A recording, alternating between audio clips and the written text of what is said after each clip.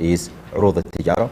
And عروض التجارة basically means الأموال التي أعدت للبيع, commodities and goods that have been put up for sale, even though by their nature they were not supposed to be zakatable. We have given an example of shoes, for example, clothes, mobile phones, and so on. So all these goods, even though by their nature they're not zakatable, they're going to be liable for zakat. Item number 3 in our zakat basket is al-hubub wa thimar. Al-hubub wa thimar. So what we mean by al-hubub are grains. Okay, the grains or the dry grains are liable for zakah. We pay zakah from the grains. The grains will be like rice, the maize, beans, and so on. And al-thimar are fruits. Fruits. We also pay zakah from fruits. Okay, but we have to be more specific when you talk about fruits. The fruits must be subjected, or we must be able to store the fruits for a long period of time for us to be able to give out zakah from it. And number 2, the fruits must be edible. Once we store them, they must be edible, still edible, and they carry value during the storage period, and they must be non-perishable. All right. So with that in mind, if I may ask you, do we give zakah from pineapples? Pineapples, there will be no zakah on pineapples simply because we cannot store them. Very good. Do we give zakah from apples? No. Okay. Grapes? Grapes? Not the grapes itself, the carrots. Very good. Because grapes can be dried. And once dried, they can be stored. Very good. So that's why we have zakat al-zabib. Now zabib is raisins. Before they become raisins, they were inab. And inab is grapes. So any All fruit right. that can be dried? Yeah, any fruit. Whether it wasn't there before, it can be dried now. Good. Very good. Very good. Any fruit that can be dried and can be stored after drying for a longer period of time and can retain its value during the storage, it's liable for zakah. Dates is another very good example. Okay, many of us are aware of the dates, the ones that we eat in Ramadan. The dates that we normally consume in Ramadan are the dried dates. They have been stored for a period of time. Before they were dried, they were actually a fruit. A date is a fruit. When you see it in the before harvesting, you're actually going to eat a fruit that's called rutab. And they're very beautiful, so tasty. You're actually eating a fruit. And then they are harvested and put in a storage facility. Over a period of time, then they are converted into the dry dates that we normally consume during the month of Ramadan, and so on. Okay. Trees? Non-edible trees. No, we don't have. We don't have zakah on trees. It's only grains and fruits. If you're selling, we'll come to the zakah of business. Anything that has been put up for sale. But then the problem will be, can that tree stay for a period of 1 year? Okay, if yes, then anything that is by origin is not zakatable, but can be put up for sale and can stay for 1 year, whatever comes to your mind, as long as the thing is useful, it's beneficial, it's mubah. Because you cannot put up for sale something that is not useful, it's of no use, or something that's not mubah, or something that's not tahir. It has to be pure tahir, it has to be mubah, and it has to be useful, of benefit for someone. Okay? Yeah, all this here. Now? We'll come when it comes to the times of payment. All that is coming. It's coming shortly, inshallah. Yes? Two things. Is dry the key word of the whole thing or storage? Both true. It has to be, yes, it has to be dried, and after drying it has to be stored after drying, and stored for a period of time. Because now we do have fruits and all that can be stored and quite added maybe additives and all that can be stored more than one. Okay, but without drying. Without drying. It has to be dried. It has to be dried. Yeah, it has to be dried and stored. Yes. Will we add into it the fruit fruits which has got nuts inside, like almonds, pistachios. Okay. Are these considered fruits? Yeah, they are considered to be fruits, but you get the nuts. So it comes يعني المكسرات يدخل فيه البندق والفستق واللوز. ايوه ايوه. انا في اعتقادي مكسرات لا ليست فواكه. لكن أصله كوخ. ايوه. It originally came from okay. It was from the koch. Okay. No. What we normally look at, we have like 6 criteria for judging a fruit from a non-fruit. Okay. العرب يخرجون نعم حتى في الأردن أنا رايت. والأردن نعم رايت نعم. إذا كانت المواصفات منطبقة المواصفات التي ذكرناها فهي فاكهة. نعم فهي داخل نعم. Okay, item number 4, the last one in our نعم. Yes, sister. I want to backtrack on 2 of the points that you just raised. So, earlier on, you had talked about if you have a container of clothes that are stayed in and you put them on sale, then they become liable for zakat. They're unsold. So, in an example of having property that belonged to personal use, so you have maybe one furniture, but then you end up having to downsize. Or you have furniture that's stayed in your house that you've used for 30 years, and you're downsizing and you're selling. So at the point of selling, when they were initial intention was for personal use, including fruits that you bought for personal use, do they become eligible for zakat? Yeah, it's a very good question, and the determining factor for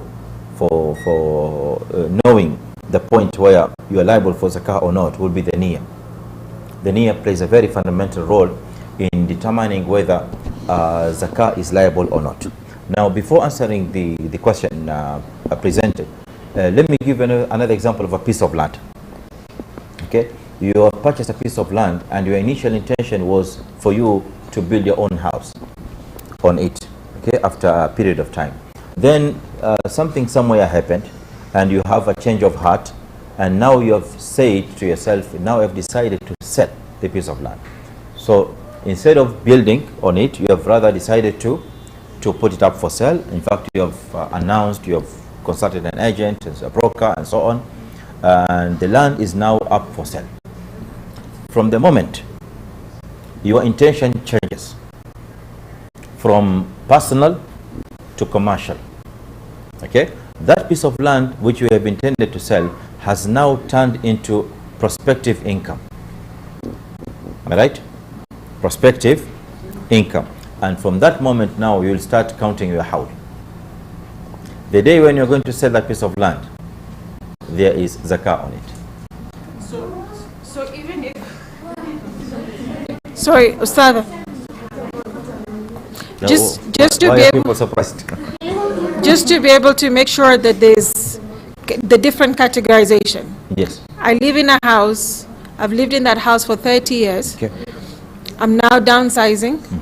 I've used that furniture for those 30 years. Yes. I'm going into a 2-bedroom apartment. Yes. I can't put everything that I have there.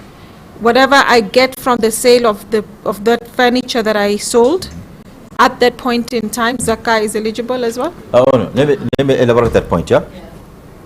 The piece of land that you have intended to sell, provided that it has stayed with you for 1 howl. Because what matters here is again the howl. Remember the conditions. We're going to mention them shortly. So when those conditions are met, one of them being complete zakat cycle, which is howl. So the furniture you're talking about, it has stayed for you, put it up for sale, and it has stayed with you for 1 howl, for 1 year. So that is now going to be liable for zakah. If you happen to sell in under 1 year, there's no zakah, because you've not completed the howl. Okay, so if I've stayed in 30 years, I've used the furniture for 30 years, if I sell it today, I'm eligible, I have to... There's no zakah. There's no zakah. Yeah, if there's no zakah, because you've not stayed with it for 1 howl. Okay, the money that has not stayed for 1 howl. Okay, so it's after you sell that it has to stay for 1 year. No, I'm not talking about the money first. I'm talking about the facility. Yeah, no, I'm saying I've 30 years. I've lived in that house for 30 years. Yeah. I've used the same piece of furniture for 30 years. No, I've mentioned to you just now, sister, that what matters here is your intention. That period you've lived for 30 years, you're not intending to sell. No. It was for your personal use, right? Yes. Good. The day when you decided now to sell, that's when you start now counting your... From that day onwards. From that day. Okay. You start counting your haul. Now, if you happen to sell, to get rid of the furniture before the haul, zakah is not liable because you've not met the condition. Okay. But suppose the furniture stays with you, you've put it up for sale, it's in the advertisement has run for 1.5 years. Okay. Now, you have sold it after 13 months. Then, what do? You have to pay. Very good. You have to pay 2.5% because it's prospective income. Now, It's like we're opening a can of worms.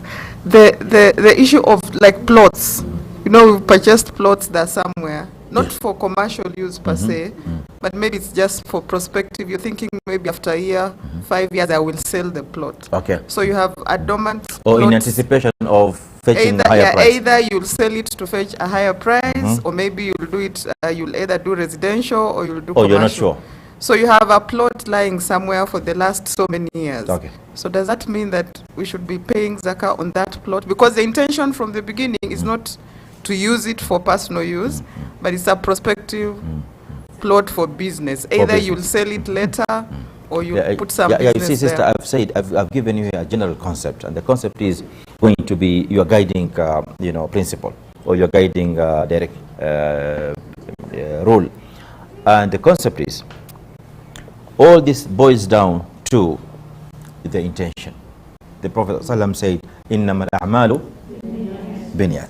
So if your intention from the initial purchase of the piece of land is for you to sell it, I'm buying a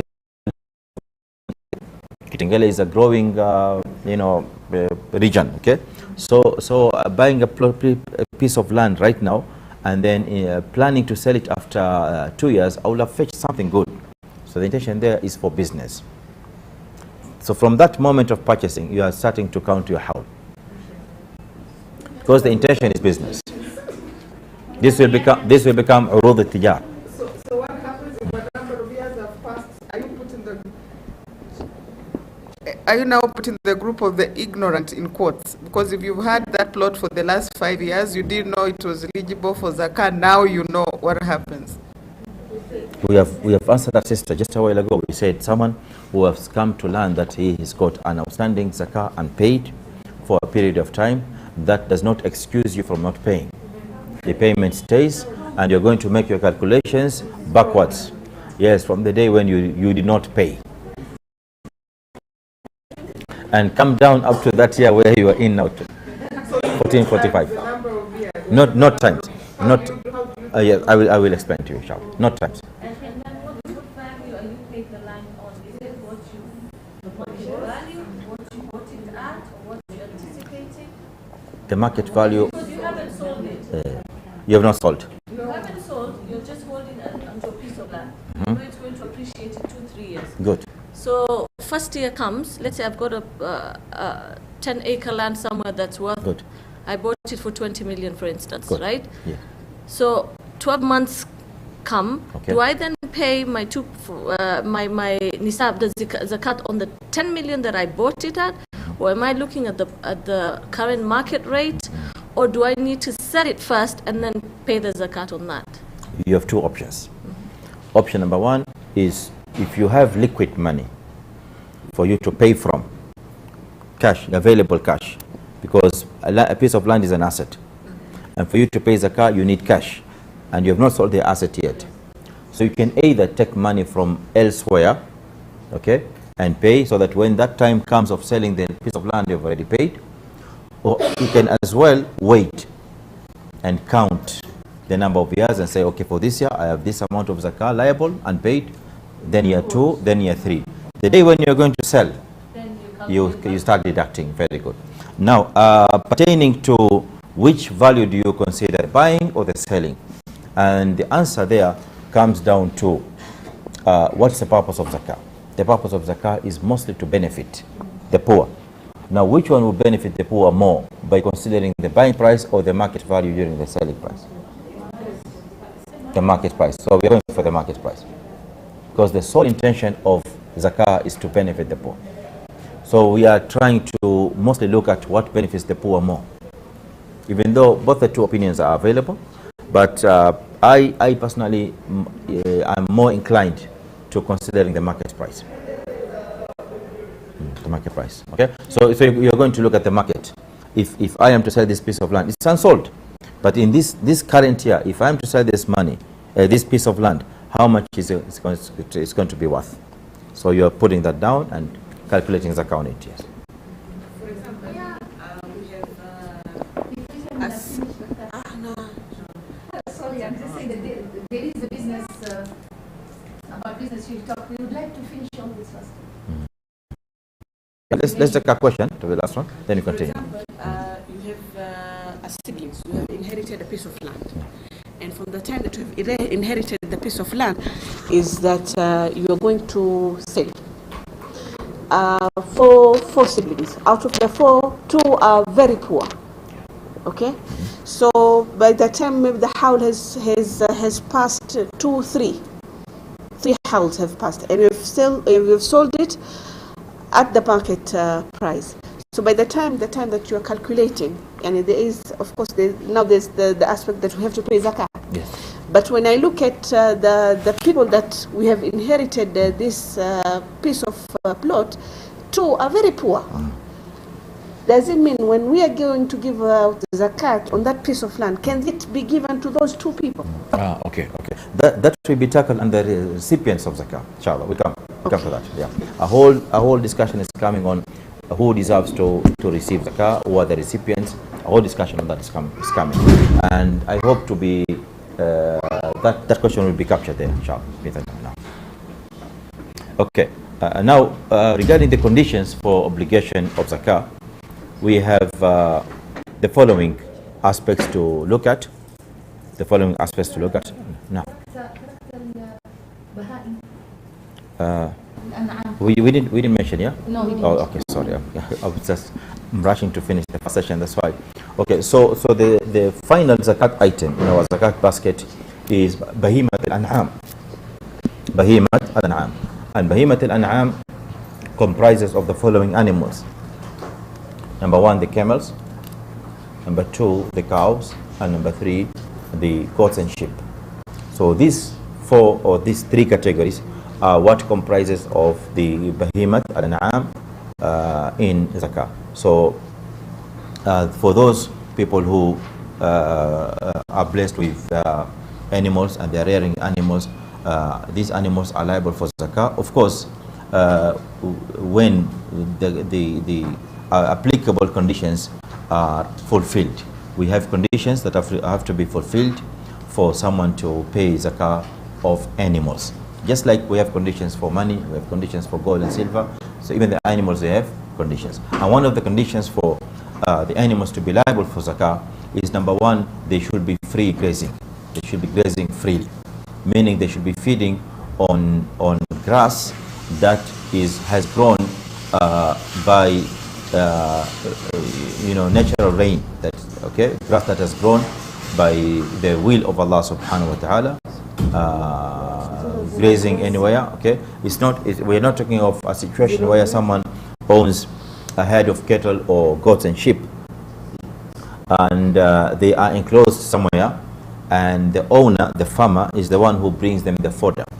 He brings them grass, he feeds them and gives them water and grass and everything. In this case, these animals are not liable for zakah. If any of you have 200, 300, 1,000 heads of cattle, 1,000 heads of goats, sheep, there's no zakah, even a single animal. Why? Because you are the one who is covering the cost of their feeding. Okay, so the condition for these animals to be liable for zakah is antakuna sa'ima. They have to be grazing freely on their own. So you have an open ground. What do you call it in agriculture? Zero grazing. Zero grazing, yes. Okay. Yeah. So they have to be zero grazing. They are grazing on their own. They feed and they come back. They feed and at the end of howl, there's also howl here in animals. So you're counting 1 year lunar. At the end of howl, you're going to look at each category of animal. If it's a camel, then the beginning nisab of a camel is 5. You must have 5 camels for you to start giving zakah. If it's goats and sheep, the beginning nisab for them is 40. So you need to have 40 heads of goats for for you to give zakah. If it's cows, the beginning nisab is 30. So you need to have 30 heads of cattle, of cows for you to give zakah. So this is the general guideline of the zakah on animals, and the details we're going, inshallah, to look at in session or part 2, inshallah, section number 2, which is solely going to be focusing on the practical side, as I say, calculations and so on. Okay, so we're still in the theoretical part. The next on our line of presentation is we have certain aspects that we need to look at when we're looking at the conditions of zakah. Okay, now under conditions of zakah we have the following. Number 1 is al-milk at-tam. Al-milk at-tam. Now for a Muslim to pay zakah by obligation, okay, or in other words for zakah to be an obligation upon a Muslim, then the first condition to be met is that Muslim must be having complete ownership of that wealth. That's what we mean by a milk at-tam. You must own that particular wealth, whatever it is. It's animals, it's the goods you're selling, it's the piece of land we have just talked about, it's gold and silver. You must be the owner of that particular wealth completely. Now what that means is, in a situation whereby the ownership is not yet complete, okay, consider the piece of land that we have talked about. Yes. This piece of land, you are buying it via installments. Yes. You have placed a deposit, a down payment of 20%. You're left with 80%, which you are paying slowly. Okay, so that piece of land, has it completely come under your ownership? No. The answer is no. So it's not liable for zakah. So sorry? Even the house.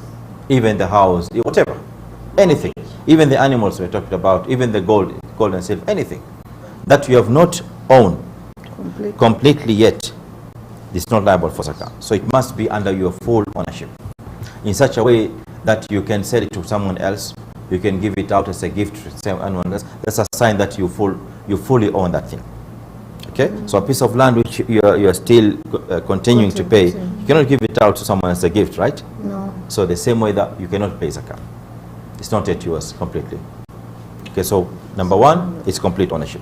You must own that property fully. Number 2 is okay, now before we talk about number 2, condition number 2, we have certain aspect that we normally like to cover it together with the ownership aspect. Now we have something in fiqh zakah called al-dhimar. Al-dhimar. Now I want you to mark this word because it will keep on repeating with us as we move along. Al-dhimar refers to a situation, this is a particular situation, whereby you own wealth, you own it, but you don't have access to it. You are blocked from it. Now that wealth in fiqh zakah is called dhimar. It's a very technical word. It's called dhimar. Dhimar, okay? I repeat. بالعربي هو المال الذي لا يمكن الوصول إليه أو لا يمكن الاستفادة منه. المال الذي لا يمكن الاستفادة منه. هذا هو مال الضمار. Okay. A good example of mal al-dhimar in our contemporary times will be NSSF. Pension. The pension fund. Okay. Now, whose money is that? That's yours. That's been deducted from your salary on monthly basis. It goes to the fund. It's your money. The question is, can you access it at any point of time? You cannot. When you go to NSSF, you tell them, okay, I want my money back. They will tell you, you have to retire at this age. We'll give you money. So that's an example in our contemporary times of money that is blocked. You cannot access it. Okay. Now, what's the ruling of that kind of money? Money that you have been blocked from accessing it or from using it. In terms of zakat now. Okay. So quickly we are looking at it. We say la zakata fil mal al-dhimar. That money does not attract zakah, because you cannot benefit from it, you cannot access it, you cannot it cannot be of any use to you, even though it's yours. Okay, you own it, but you have no way to access that money to benefit from it. Okay, and we also need to add by looking at the second point, وَيَسْتَأْنِفُ بِهِ حَوْلًا جَدِيدًا مِنَ الْيَوْمِ الَّذِي قَبَضَ فِيهِ. So you will start counting the hawl of the money in the pension fund or pension scheme from the day when you are going to receive only. So that's when your hawl is going to start. But as long as the money is not with you, there is no zakah liable on that money. Okay, the next item of discussion, also under the same condition we have talked about, we are still under wealth, is how about zakah on wealth that is unlawful? Wealth that is unlawful is earned through an unlawful means. Money that is stolen, waliyadhu billah, or riba, or money taken from by way of bribe, you've earned a bribe, or a kickback in a business, or so many ways of earning a lawful income that are known today. Okay, is zakah liable on that kind of money? No. The answer is no. No. Okay, the answer is no. It's quite obvious, and the reason is المال الحرام كالمأخوذ غصبا أو سرقة أو رشوة أو ربا ونحو ذلك ليس مملوكا, because that money does not come under your full ownership. It's not yours in the first place. Money that has been stolen, riba, it's not yours. That's not under your ownership. So and another reason is refer to the initial slides when we were talking about the meaning of zakah, and we said zakah is meant for purification. Now this money, this zakah you want to perform is meant for purification, and this money that is unlawful is impure by itself, and in no way will this zakah is going to purify your wealth, because it's already contaminated with unlawful wealth. And the compulsory thing to be done in unlawful money, unlawful wealth is, number one, radduhu ila sahibi. If by any reason someone finds himself or herself possessing, I won't say owning, but possessing unlawful wealth, then you are required by Islamic law to, number one, return it. Return it to the rightful owner of that money, if you are able to identify, and if you are able to do it, because sometimes you can be able to know the owner or the rightful owner of that money, but you are not able to return it to that person. Someone who was stolen from the company and then ran away. So after 1 year, he regrets what he did and wants to perform tawbah. So here is told that you have to return that. Okay, that money that he has stolen. So anyway, that money has to be taken back, and if it's not possible to identify the owner or to return it to the owner by any reason, wajaba ikhrajuhu kulluhu an mulki. It's supposed to be disposed, all of it. You have to and that's the only way of tawbah. You know, sometimes you're surprised, someone has possessed, has gathered, has collected lots of unlawful wealth, and then he does tawbah, and you find that money is still with him. So you wonder what type of tawbah was conducted, because tawbah here entails that you have to clear yourself of that money altogether, completely. Sure. And you consider that money is not yours. You have to get rid of it. There's no shortcut. Now, Sheikh, in the Kenyan context, yes, we have this authority called Recovery. Unclaimed Assets Authority or something. So what are the options for a Muslim, for example, when you're saying you return, but you might not have a specific person or company to take back that money to? Is that an option, or that's more of the government and it doesn't apply in Islam, the unclaimed assets? Because you take the money there, they try and trace whoever is supposed to. Is the owner. Yeah. Okay. You mean by, for example, telling them who the owner is and then they trace him? Unclaimed assets, I think you're just supposed to take the money there, then No, in short, by any means. You see, there's no clear-cut guidance on how do you deal with that money, because in the first place, it's not yours. Okay? And nor can you give it out in form of sadaqah, because it's unlawful. And you've earned it through an unlawful means. And there's no sadaqah that can be done out of that, out of such kind of proceeds. So what normally happens is, by any means that you feel or you deem fit and suitable, in form of disposing and getting rid of that money, is acceptable. any means, Sheikh, taking it to the government authorities, taking yes. whatever. There was part of the Islamic finance, some of the proceeds that come to the banks because of, say, the central bank. One of the teaching was if it's interest-based, like from the central bank, every bank is supposed to deposit some money there and it earns interest. And the banks are normally given that chunk of money. One of the teaching was either you give it out as sadaqah, but you're given conditions on what that sadaqah can do. So, for example, if you're giving it, say, to the mosque or something, it can't be used for putting up the worship area, but it can go to kutengeneza hizo choo na nini. Yani it will serve the community, like but there's some sister, in some activities. Like I said, sister, yes, any form of disposal, you can dispose this money in any form. You understand? As long as you just get rid of it. It doesn't really matter where you're taking it. You're going to take it to an Islamic bank, a central bank, whatever. You know, it's done in a way. What matters here is the person who possessed the unlawful wealth must clear himself of it. Okay, so how he's going to go about it? He's going to visit the government authorities, whatever. The door is open. You see, we have a lot of flexibility in that. Okay, now.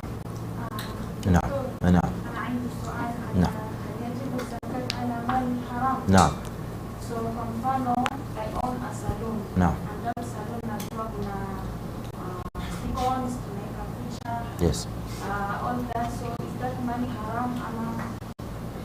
Oh, you mean the income made out of that business? Yeah, of course. If an income is deemed or declared as unlawful, then there's no zakah on unlawful income, because the origin of that money is unlawful as well.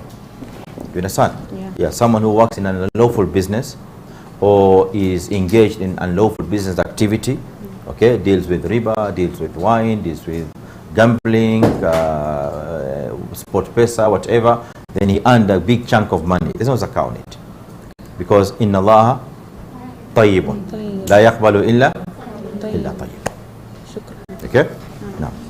Now let's look. Yes, can we minimize the questions a little bit, please, because we really have a long journey to go. I really want. I pray, and it's my wish that you come out today having at least achieved at least half. You know, because where we are now, we are not even a quarter. Yeah, we're not even a quarter. So let's minimize, and then inshallah towards the end of the first session, I'll give you a window to pose your questions. Sorry for the ones who were not able to ask. Okay, now we're looking at zakat today.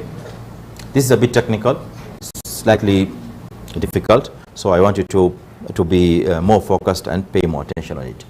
Zakat today is zakat on debt. And when we are tackling this point, we're looking at it from two dimensions. Dimension one is where you as a Muslim, the zakat giver, you have a debt on someone. So in accounting terms, you are the creditor. You're the creditor, okay? So that is situation one, dimension one. Then we're going to look at the same point from another dimension when you are a debtor. You have taken debt from someone, okay? So I want you to understand where we are coming from and how we'll be going through these 2 points. Okay, now we are starting one by one progressively. So zakat man lahu dayn, that's what we are starting with. So you consider yourself that you have given a debt to someone. That's a loan. You give it to someone. Now you have become a creditor. There's someone who is a debtor. He has your debt. He's supposed to pay you. That is what we are starting with, all right? Before coming to the second situation. Now this is going to have a lot of two scenarios, two situations. Please pay attention. Huh? Yeah, where you get confused, you can make me, you can alert me so that I repeat and I make it clearer. Now, if you have a debt on someone, there are two situations involved in that scenario. Number two, situation one, an yakuna daynuhu ala musir. The debt that you have given someone, that person who has taken your debt and you expect him to pay you, is either a musir. A musir is someone who is able to pay. In fiqh terms, we say musir. He's able. He's got wealth. He has the ability to pay. This is musir. Okay. Now, if this musir in the first scenario is mumatil. And mumatil is a person who is considered a habitual defaulter. Habitual defaulter. It is someone's habit to default. Not because he doesn't have, no, he just likes to do it. He enjoys defaulting. Takes loans from people, give me 1,000, give me 2,000, I'll give it to you at the end of the week. The end of the week comes, I make it another week. He just gets the money, but he doesn't want to pay. We have these people, right? I don't know, these men or women are more, I don't know. But these people are there. Now, if your debt is on someone who is musir, has the ability to pay, but he always keeps on, taking you right and left. Mumatil. Okay, now what happens to your zakah? How do you treat your money that is lying with this person? When it comes to your calculation of zakah, you have completed your haul. Now you have sat down with a piece of paper, you want to calculate your zakah now. So how do you treat this money? The answer is la zakah. You don't count it as zakah. Okay? Because this person, even though he has, but he is disturbing. So it's like what? This money will be considered, just now we mentioned, a while ago. I gave you a term of 3-4 words. Dimar. Good. This money will be treated as dimar. It is money that you own, you have it, but you are blocked from using it. You have no access to it. You understand? That's scenario A. Scenario B is أن يكون الموسر غير مماطل. Now, okay, this person who is able to pay, he has the capacity to pay, and he's not disturbing. Okay, you've given someone 50,000. He or she has promised to return it to you after 2 months. Okay, now you know that this person I've given is able to pay me back 50,000, and maybe by virtue of your relationship with this person, you feel like you don't want to disturb the person by telling, please give me my 50. So you say to your heart, let me give her time. Whenever she's able to give me, she'll give me. I don't want to disturb her. But you know for sure, right now, if I make a call, please, I needed my 50, you'll get it just now. But sometimes you may feel shy and with someone whom you respect and so on. But he's able. So this person is musir and ghair mumathil, is not disturbing. Now when it comes to you calculating a zakah at the end of hawl, this 50,000 you're going to include in your zakah. You're going to include in your zakah. And suppose it stays for the whole year, it enters another hawl, you count every hawl, you're going to count this money. You're going to count this money because it's in the hukum of money that you already have. It's only that you have not called it. All right? So you can call it in accounting terms, accounts receivable. It's receivable. Yeah. We have accountants here, right? Do you have accountants and financiers? Okay. All right. Situation 2 is أن يكون دينه على معسر. Now remember, we're still with the first person, in the first condition, whereby you have a debt on someone. We are still under that. We have not gone yet to the second part. Now, still you have debt on someone, but this person now is muhsir. And muhsir is someone who is not able to pay. His financial background is weak. Okay, his financial background is weak, and you know for sure that this person is not able to pay me. You know where he's employed and how much he earns. So you know the 100,000 that I gave him is actually going to be an uphill task for him to return it to me. So what happens when it comes to zakat calculation? The answer is la zakat hatta yaqbid al-dayn. So you're not going to count this 100,000 with this person as part of your zakah. You leave it out because this is in the hukum of what we've said, dimar. This is mal dimar. You have no access to it. You cannot call it in when you want it. So any money that you cannot call in, you cannot access the time that you want, yeah, and benefit from it, that money or that wealth is always considered dimar. Understood? We are done with that part. Now we are coming to the second part, man alayhi dayn. Okay, now you as a zakat giver, now you are the one who has taken debts. You have taken a loan from somewhere. Now initially you are the one who gave. Now in this case you are the one who has received. Are we together? Okay, so how do you go about it when it comes to zakat calculation? Now there are two conditions again, or two scenarios. Scenario A is an yakuna daynuhu mustaghriqan lin nisab. Is that the debt that you took from somewhere the nisab. It is eating into the nisab. That date is eating into the nisab. So what happens? What happens? In this case, what happens is you are going to omit that date. You're going to deduct that date from your zakat calculation. Okay? I will give you an example, and rather than repeating it will become more elaborated. Now, I have in my account 100,000. I have saved for 1 year, and I have also taken a loan or debt from someone worth 50,000. All right? Now, assuming for understanding purposes that the nisab on currencies is 60,000, assuming, we shall later come to deal with that part in more details, and you'll come to know the right nisab, inshallah. So assuming the nisab is 60,000 for currency, for money, and I had 100, I've taken a loan of 50. Okay, now if I deduct the 50, I pay the debt from the money, the savings that I have, I'm left with 50, and the nisab is, so the debt has eaten into my nisab, so there's no zakah.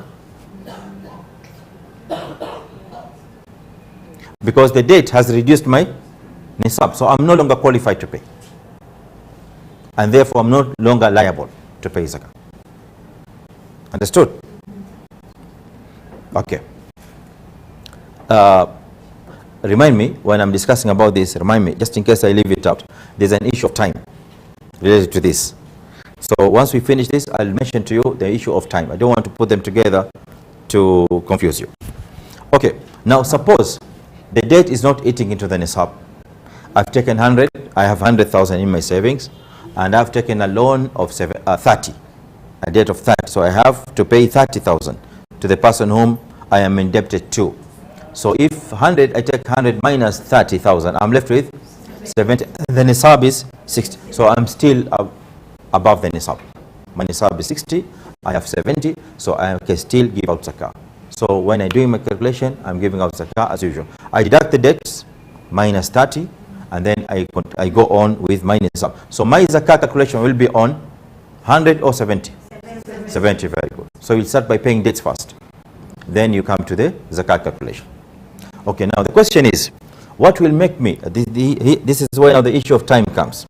What will make me determine when to deduct the zakah and when not to deduct? Because if it were not for that date, my zakah would be on 100,000. Are we together? So when am I saying that minus 30,000, then zakah is on 70, and when am I saying I'm not supposed to minus 30? Even though the date could be there. Now here is where the issue of timing comes, and it's very important to note this. It really matters when did you take the debt. That really matters in terms of your calculation now. To deduct or not to deduct. Okay, that is to say, if I have taken the debt inside the hawl, that is the zakah cycle, the hawl of that 100,000, and the debt has come in between.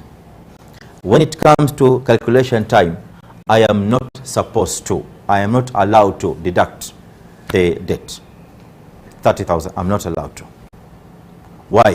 Because the hawl had started and the date came later. Practical example. We are in which month now? Sha'ban. Don't tell me February or March.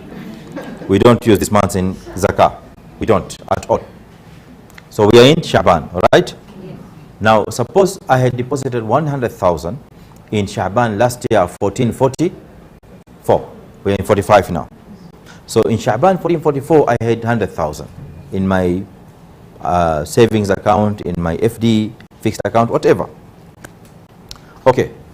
Sha'ban, then we have Ramadan, then we have Shawwal, then we have the Qiydah. The Hijjah is when I took 30,000. All right. So come again down the line up to Sha'ban again. So here I am with my notebook. I want to do my zakah calculation. So I'm looking at this 30,000 which I took as debt. Should I minus it from the 100 or I should not deduct? The answer is this 30,000 came into my howl. So howl had started already with Sha'ban. How did I know that howl started? Because I had already achieved by the nisab. Howl is determined by the nisab. Nisab is 60 and my money is 100. So I've already achieved the nisab. I will start counting the howl. If I had 50 in Sha'ban, there's no howl. So because there's no nisab. So the moment I clock 60, that's where howl is achieved. I mean, that's where nisab is achieved, and therefore howl starts. Very good. Now from Sha'ban, howl is there, and all the way I took 30,000, and here I am, I want to pay zakah. Now this 30 came in between the howl. And the way I go about it is, I do my calculation from 100,000. Zakah is on 100,000. You want to pay that guy 30, pay him. But your zakah is on 100 and not 70. Clear? Clear. All right. Scenario B. I have taken the 30,000 before Shawwal. Before Sha'ban. I took 30,000. Then in Sha'ban, I had 100,000 in Sha'ban. Then from that moment, 100,000, I stayed with it until this Sha'ban. So which came first? The dain or the howl? The dain came first. I will deduct.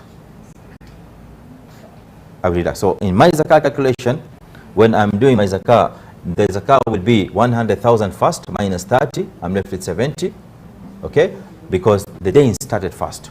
So when howl kicked in, I already had the dain. But in scenario A, when Sha'ban started, I had no dain. The dain came later. So in other words, even if you're a debtor, if there is that aspect of not having savings within a house, the zakat is not. Yes. Good. Any? I was trying to tie what you're saying with, let's say first, you have just one account. If your salary goes into that account, right, and you have expenses throughout the year, as long as if I've made a year that in Sha'ban, I've already met my hour, whatever is in my account, whatever comes out, I'm starting from the day that, okay, firstly, just to get out of hope, I use exactly what I have at the end of the year, even if it's not still for an entire year, and I just give zakah on that to stay on the right, track. On the clear path of my obligation. But if I was to advise a person who has more restriction on their funds, like every month you're receiving, let's say you're receiving 10,000, and out of that 10,000, 5,000 goes into expenses. Next month another 10,000, 5,000 goes into expenses, or 7,000 goes into expenses. If anything, between 2 months you've only saved an additional 8,000. But some people might say, oh, but I'm taking from my previous savings and not from my current, whatever money that is coming in. How do you help a person stay on the right track with at least the minimum obligations of what they have to do in zakah based on the money that is coming into the very same account? Okay. That is covered, inshallah, from two levels. Level 1, we're going to talk about it, inshallah, in the next coming few slides, when we'll be talking about nisab that will come in. And then also on the practical side, if we happen to tackle session 2, and if I'm not wrong, even in part number 3, where we discuss about contemporary issues, that will also come in, the issue of zakah on salaries and so on, okay? Or how do you deal with salaries and these kind of things. So inshallah, after a while, you're going to see slides that talk particularly about the nisab and the variations that may happen with the nisab, are some of the issues we're going to look at, inshallah, briefly. Okay. Now, if you're asked, yes. So we said okay, yeah. So that we are able, because we are okay. Let me give you an estimate. We are now almost halfway right now. We are halfway. Yeah. So let's say exactly. Yeah. To be better, because as I've said earlier, questions that you normally ask, are going to be covered. Yes. Yeah, you see? Yeah, so we are, let's not empty. Okay, so now if someone asks you for the condition A, whereby the date that was taken by you has eaten up into the nisab, and thereby or consequently you are no longer liable to pay zakah. So someone may ask you, why are you not paying zakah and you had wealth?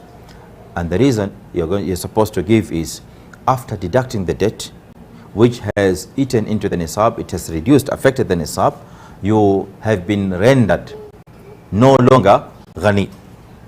Why? Because zakah is only liable and a must on aghniya. We have to be clear on that point, okay? So zakah is a must on ghani, and when you don't have the nisab, you are not considered ghani. Okay, now this leads us to a very interesting point, and the point is, who is ghani in Islam? That's a very interesting point. It's related to zakah in many ways, okay? Because zakah is a must on ghani, but who is ghani? All right? So the answer is, ghani is defined from the context of that subject we are talking about, or from the context of that explanation that we are in. Now, since we are discussing about zakah, then ghani in zakah will be defined by zakah itself. So ghani in our zakat context is a person who does not own the nisab. Who owns the nisab is a ghani. So anyone below the nisab is not considered ghani. Are we together in this? So where we are sitting now, if you know yourself that you have a nisab lying somewhere with your account or somewhere there, you have a nisab, then consider yourself ghani. Are we together, sisters? Consider yourself ghani if you have a nisab somewhere lying. And as I've said earlier, a nisab is, if we put it at 60,000, so if you happen to be holding 70, 80,000 somewhere lying for one complete hawl, one complete year, consider yourself ghani. Say, Alhamdulillah, I am ghani. Because you are ghani, in fiqh terms, you are ghani. And you're not supposed to be given zakah. Are we together in that? Okay. Now, ghani in another context is a person who can sustain his requirements, his needs for one complete year. That is also considered a ghani, someone who can sustain himself for the whole year. And also in the context of zakat al-fitr, a ghani is a person who has got food required for that particular day, for the day of Eid. That's also ghani. So it's quite tricky in Islam to define what ghani is, because you need to identify the context first. So if you're asked to define a ghani in the context of zakat al-fitr, you will say ghani in zakat al-fitr is the one who has got 2.75 kilograms of rice, enough for him for that particular day or for the family. That is ghani in the context of zakat al-fitr. And it's really important to know all these terms. They help in identifying whom to give zakah and whom not to give zakah, in terms of knowing who is the poor and who is the rich. And finally, ghani in the context of nafaqat is the one who has got what can sustain him and the provisions that are enough for him and his family. That is a ghani in the bab of nafaqat. And this is mostly related to the issue of child custody, and when a husband and a wife get separated, then there is a certain amount that is taken from the husband, given to the wife if she's pregnant, for her provisions. So all this is really determined under the bab al-nafaqat, to get to know how much to get out of him and how much not to take. Okay. Now, second condition. The first condition, remember, was the first condition of zakah was al-milk al-tam, complete ownership. Okay, you need to be alert. So the second condition now we are discussing is bulugh al-nisab. This is second condition of zakah, that you must achieve the nisab. You must achieve the nisab. So we are starting with the opening question is, what is nisab? Okay, what's the meaning of nisab? And the answer is, al-nisab huwa qadrun min al-mal رتب الشارع وجوب الزكاة على بلوغه is that amount of wealth that the Sharia has considered to be the starting point for you to pay out your zakah. That is what zakah nisab is. And therefore لا تجب الزكاة على في أقل منه ويختلف باختلاف المال الزكوي. And therefore, if we have known what zakah is, what nisab is, then zakah will only be wajib on amount that starts from the nisab upwards, and nothing on wealth that is below zakah. I think that's quite clear. There's no issue on that. Now, let's start with nisab al-dhahab. We are giving examples of nisab. Nisab al-dhahab is 20 مثقالا.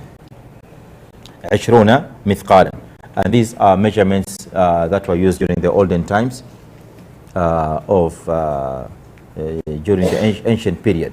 People used to go with mithqal.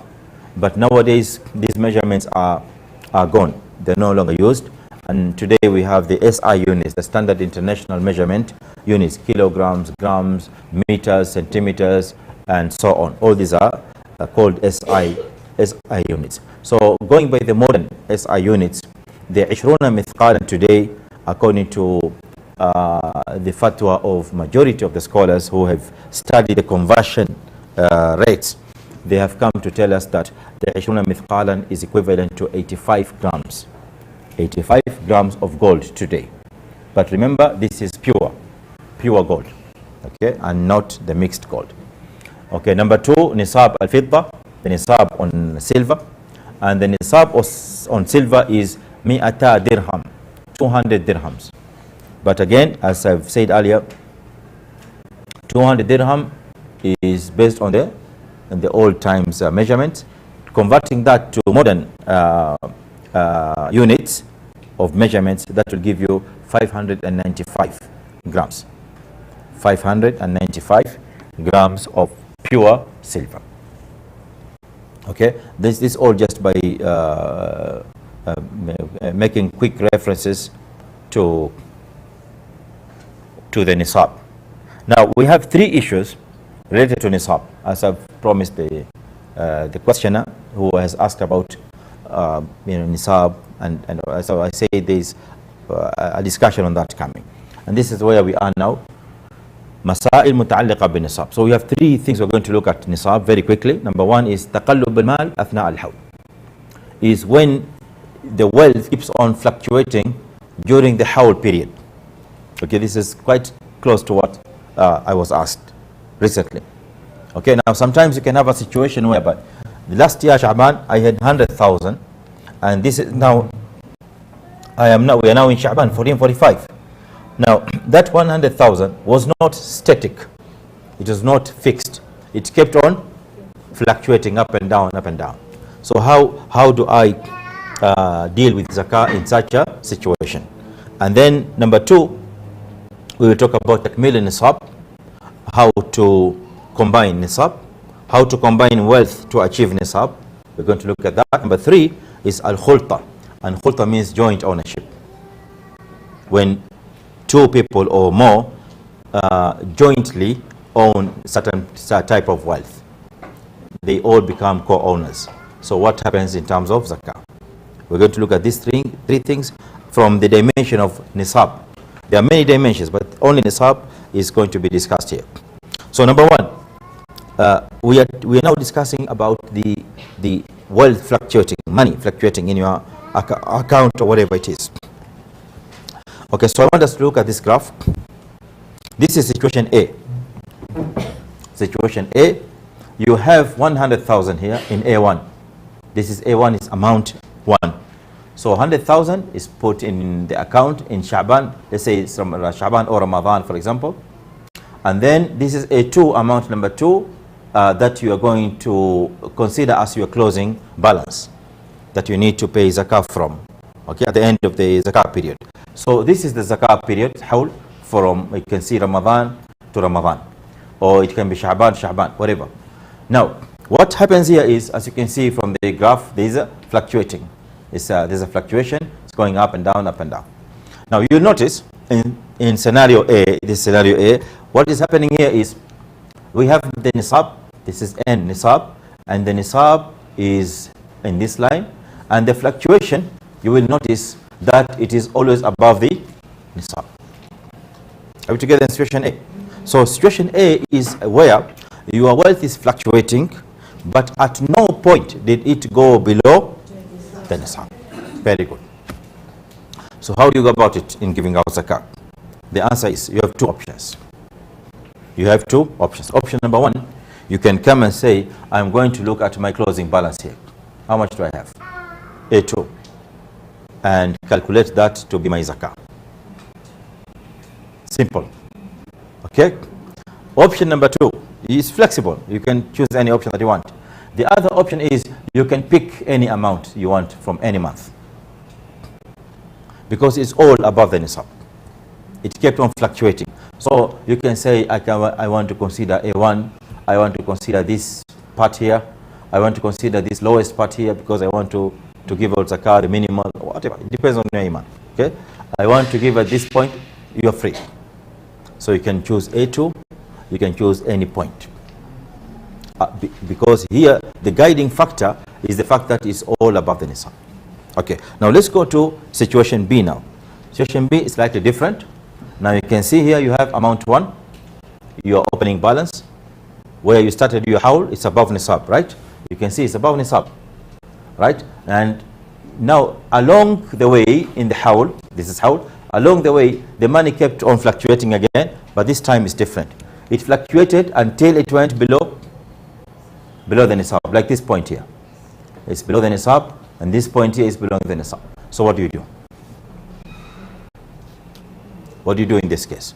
Now in this case, what happens is, you had your haul is here, your haul started with A1, this haul, because you are now above the nisab. Then 1 or 2 months passed, and then your amount went below haul. Okay, so at this point here, where I'm pointing at, the haul ceased. The haul got cancelled. So you have no zakah anymore. And you remain like that without zakah maybe for 1 month. Okay, this could be maybe the month of Shawwal, because Ramadan you spent a lot during Eid and everything. So all your money is gone. Then after Shawwal, you got again a boost, and you went up the nisab. So here again you started another haul. Can you see? This is, now your haul moved from this point to this point. From this point to this point. This is why your haul moved. Okay? Then you stayed for like a month, and again it dropped. You lost your haul again. You stayed for some time, and then this haul again moved to point number 3. Here, you started your haul. Now, from the day it moved, it never went down again. So now your haul ultimately moved from this point here to this point. So you are now going to consider your haul from here. This is Safar. So instead of Ramadan, your haul will now start from Safar. So you will give zakah Safar next year, assuming that this will still remain constant. Yes, or it will not go below nisab.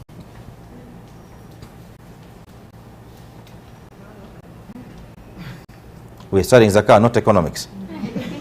This is zakah. Some people, when they see graphs, and they think it's economics. So we are together, yeah? Okay. All right. Now, the next part is takmil nisab. I'm trying to move a little bit faster because I want to catch with time. So takmil nisab is combining nisab. Combining nisab. What are we talking about? We are talking about, we have now I wanted to recall our discussion on zakat items, zakat basket. Do you all remember that? Zakat items, you remember? And we had where we are supposed to put our zakat items in. Good. Now we recall it so that we have this discussion in front of us. Now, each item in the zakat basket is considered a genus of its own kind. Now let's start with the gold and silver and the currencies. That's a genus. Genus is an English word for jins, meaning kind, type. That is something of its own type and kind. Then we have the item called urud al-tijara, the goods and commodities kept for sale. That's another genus, that's another item. Then we had, remember, the animals. That's another item. Then we had, what else? The grains and the dried fruits. That's another genus. Now, what happens here is, every item out of these four categories that we have mentioned is considered a genus of its own. A genus of its own. They cannot be combined to form nisab, to complete nisab, except two that can be combined. Gold and silver can be combined with urud al-tijar, with goods and commodities, to reach nisab. To reach nisab. Okay, let me give you an example for elaboration.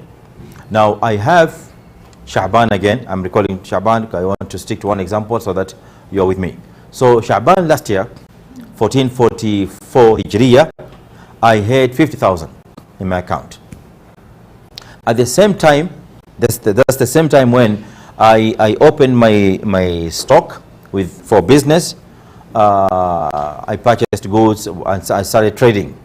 Now, at the end of the year, that is Sha'ban this year now, I'm looking at my stock, which I was trading with, and I have goods unsold, goods that I did not sell. And that's the one that I'm going to put value for zakah, right?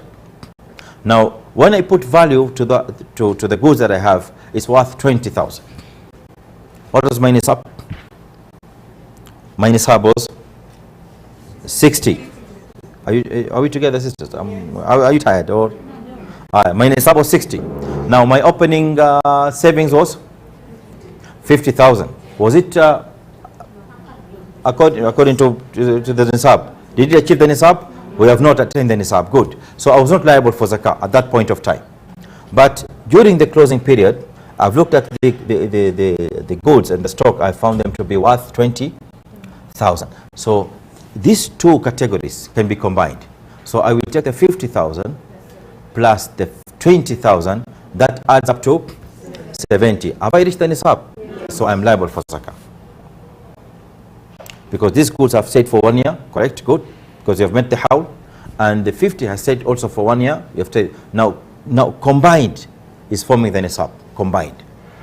But if you were to take it independently, 50, it did not meet the nisab and therefore it had no zakah. But so we are looking at the combination. If it was 100 and this good is 20, it's going to be 100 plus 20. So you're paying zakah 120. So these two can be combined. All right. Now, aspect number 2 is يضم أنواع الأجناس بعضها إلى بعض في إكمال النصاب بالإجماع. Meaning, the ajnas, inside the ajnas, we have variants or varieties. So we can use those varieties to complete the nisab.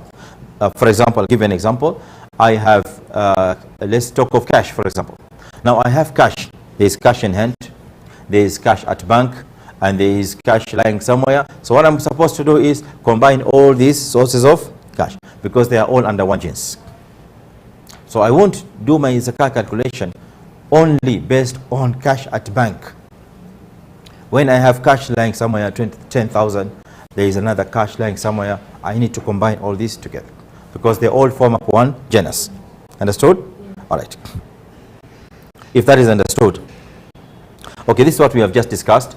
Al-urud tadammu ila al-athman. I just mentioned to you that goods and commodities for sale, they are normally combined with gold and silver. They are combined with paper currencies. They are combined together. لتكفي تكميل النصاب in order to achieve the nisab. بلا خلاف, and this has no khilaf among the scholars. It's a known thing, acceptable to all the scholars.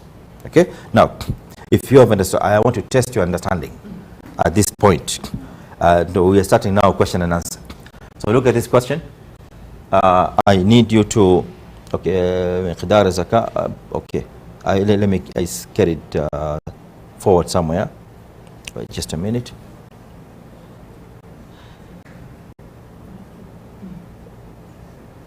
Okay. Let's tackle this question. Then we'll go back to complete the remaining discussion. In Muharram 1436, Hijriya, someone called Harith owned, imtalak, owned cash that had achieved nisab. Together? Aye. بعد 8 أشهر, after 8 months. After 8 months, the following happened. Number one, someone gave him a gift of 5 cows. 2, that money resulted into a profit. That money was put somewhere to make a profit.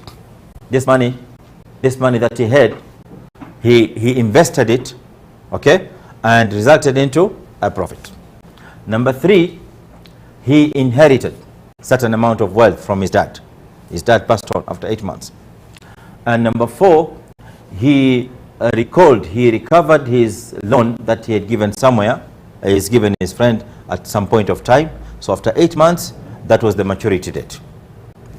So the question now here is, how does he calculate his zakat? What comes in, what does not come in our zakah basket? Now we need to establish our zakah basket. Bismillah. And when you give me the answer, and you have to support yourself with proof. And the proof is a concept. I repeat what? The question? Now?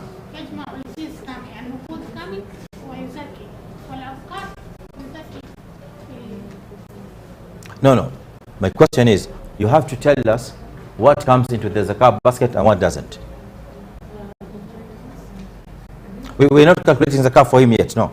We just want to establish the basket. The zakat basket, yes. Supported with concepts now, yes. Okay, you remember, first of all, you have to start with the cash that he has. So that's number 1 that comes into the zakat basket. So what else?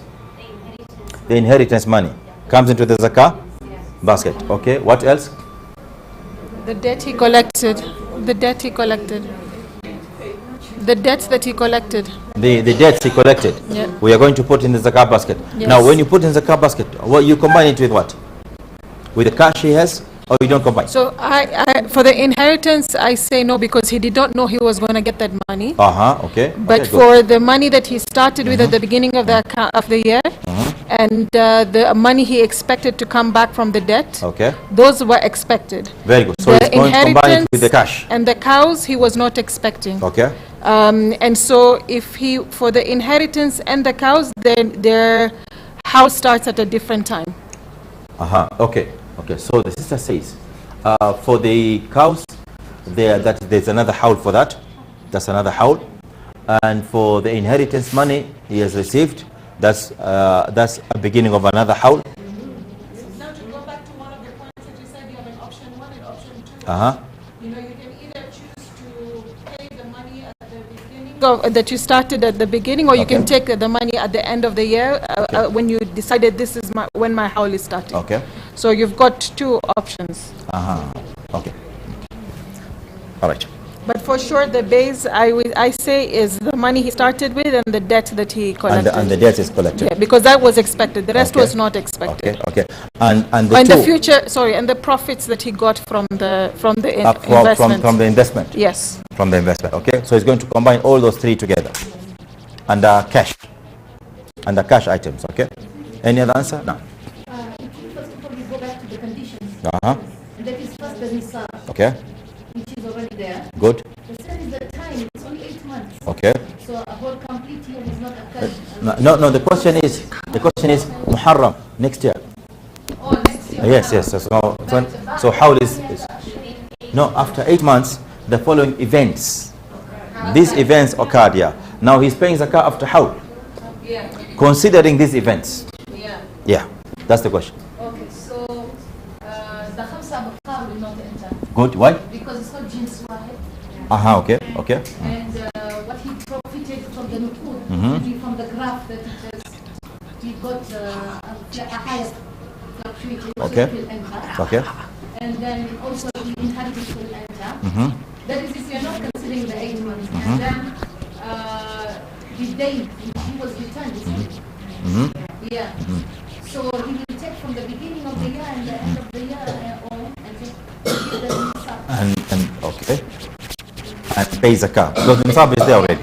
And pay the zakah. Because it was all above the nisab.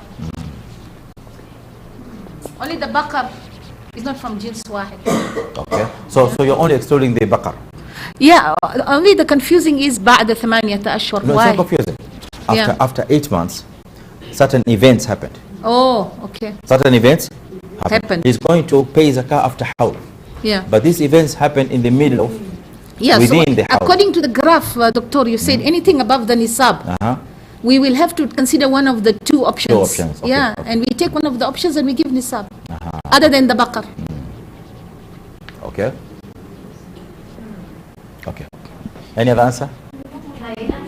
No. The exception of the buffer, everything else goes in the basket. You just, Under cash. yeah, and cash.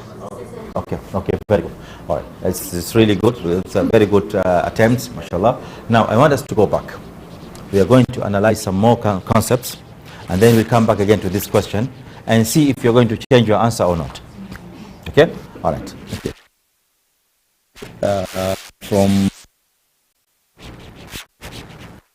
Okay, let's start from maqadir zakat. Okay, let me take you to مضي الحول. Let's start from the third condition.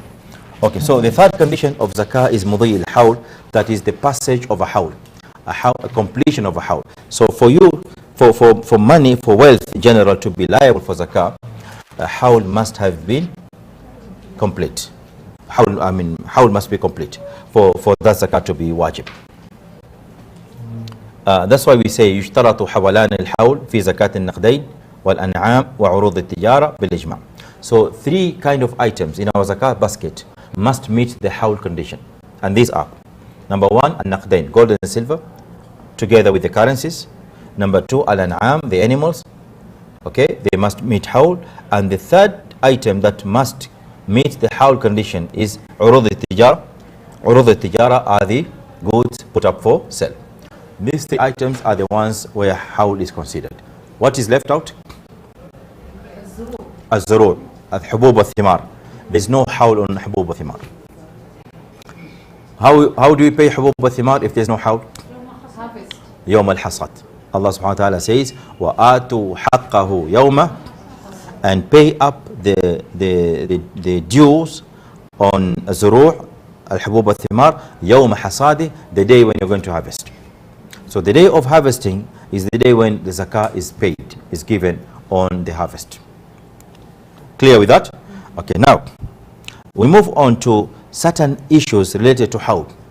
Issue number 1, we're going to talk about al-hawl al-mu'tabar.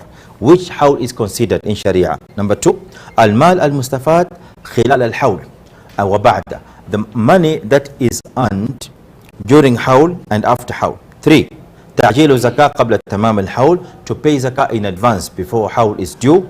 Number 4, المال الذي لا يشترط له الحول, types of wealth where hawl is not necessary. We're going to look at these 4 points very quickly. Number 1, then we'll come back to the question again, the one that I just presented, and see your answers again. So the first point was al-hawl al-mu'tabar. Which hawl do we consider? Is it al-hawl al-qamari hijri or al-hawl al-shamsi? And the answer is al-hawl al-hijri. Okay, that has to be very clear. That has to be very well understood, that in Islam the only hawl that is considered and that is known is hawl qamari, which is hijri. At no point of time in Islam we are talking about January and August, because sometimes I do get these questions. A sister is calling me up, Ustad, I have kept my money last year August with Gulf Bank, so immediately at that point I am turned off. Why are you including Gregorian calendar in ibadah that is called zakah? There is no relationship. So we need to move our mindset from that understanding. The August and December and whatever does not exist. So in zakah we strictly talk about the ashhur qamariya. It is only Muharram, it is only Ramadan, Sha'ban, and the year that is considered is the Hijri year. 1445, 1446, 1440, and so on. We are clear in that, huh? Okay. Now, I am putting this discussion just to for your benefit at the back of your minds. As one of the sisters here previously said, sometimes a Muslim can find himself or herself in a situation that is quite complicated, if I may say. And in such kind of an environment that we are in, like Kenya, for example, we understand that sometimes that situation may happen. Now, this kind of discussion, inshallah, is going to be extended later in part 2, or rather part 3, when you talk about the corporate zakah on corporate business and companies and so on. Most of us understand that companies that operate in such environments like Kenya are having what we call financial years. In the financial years, there is an accounting, there is financial reporting that is done at the end of that financial year. Okay? And part of the reporting is to declare the profits. In the financial reporting, there are profits declared and the value of assets. Now, let us assume that this company is a company that is co-owned by Muslims who are also shareholders. Now, those Muslims who are, they could be a minority in that company, they are also tied to that system of that financial reporting. That is only done, and that financial reporting is tied according to the Gregorian calendar, not the Islamic calendar. I don't think of any company in Kenya currently, I don't know, that is following the Islamic calendar in its reporting and finances. Am I right? Now, in such a situation, whereby reporting and financials and accountings are all done according to the Gregorian calendar, non-Islamic. So what happens if we are talking about zakah calculation? Because zakah has to be, there is zakah on business, there is zakah on companies, business entities. So how is it supposed to be calculated, considering the fact that the company was going by the Gregorian calendar? Now, under those very rare situations, I would say, which I actually say these words with a lot of reservation, because in Islam it is strictly not allowed. It is prohibited. But this may become part of what a Muslim may not have a control on. Okay, so a group of scholars met in one of the scholarly seminars in Kuwait, and they deliberated on this issue, that if we have a situation whereby the Islamic calendar cannot be implemented, what happens? So they discovered, and after deep analysis, they came with a conclusion that should that happen, then the rate of nisab will not stay the same. If we are compelled to use the solar calendar, Gregorian is solar calendar. If you are compelled to use the Gregorian calendar, then the rate of nisab, which is 2.5%, will not remain same. It's going to change a little bit. And simply because in the Islamic calendar, the number of days do not exceed 360.